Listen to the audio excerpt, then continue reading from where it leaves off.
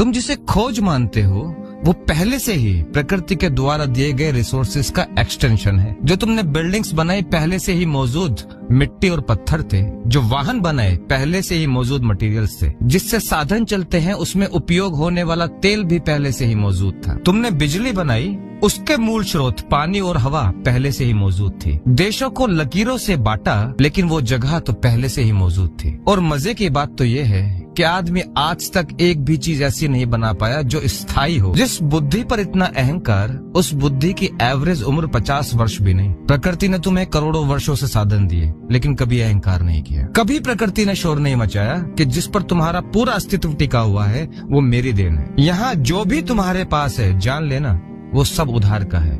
एक धूल का कण भी किसी की बपोती नहीं। अगर मानव अपना कुछ खोज पाया तो वो है सिर्फ ध्यान। और ध्यान को जानने में तुम्हें किसी को भी समझना पड़े, चूकना मत। क्योंकि ध्यान ही एकमात्र मनुष्य की अपनी निजी खोज है जो तुम्हें अपने को और प्रकृति को जानने में सहायक हो सकती है। जिस भी विधि से ध्यान में उतरा जा सके वो इंस्ट्रूमेंट होगा। उसी इंस्ट्रूमेंट से संगीत बजेगा, यानी कि तुम्हारे भीतर ध्यान घटित होगा। और ध्यान घटते ही तुम भी प्रकृति का एक रिसोर्स हो जाते हो, जिसका उपयोग सदियों तक मनुष्य जाति कर सकती है। अगर सच में मानव होने के फल को अर्जित करना है तो बात किसी की भी हो, शब्द किसी के भी हो, कहानी पर मत रुकना, उनके पीछे के मूल सार को समझना।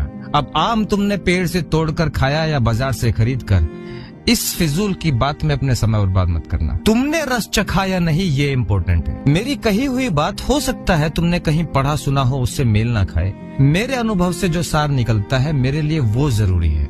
और फिर किसी का कहा सुना मेरे अनुभव से मेल खा जाए वो अलग बात। मेरी कही बात अगर तुम्हारे अनुभव से भी मेल नहीं खाती हो तो उसे भी छोड़ देना, उसकी भी फिक्र मत करना। लेकिन अगर मेरे पीछे के मूल सार को तुमने जाना, समझा और कुछ ऐसा पाया जो तुम्हारे जीवन को रूपांतरित कर सके तो उसे संजो लेना, बाकी सब छोड़ देना। जोर तुम्हारा स्वयं को जानने पर होना चाहिए, ना कि कोई क्या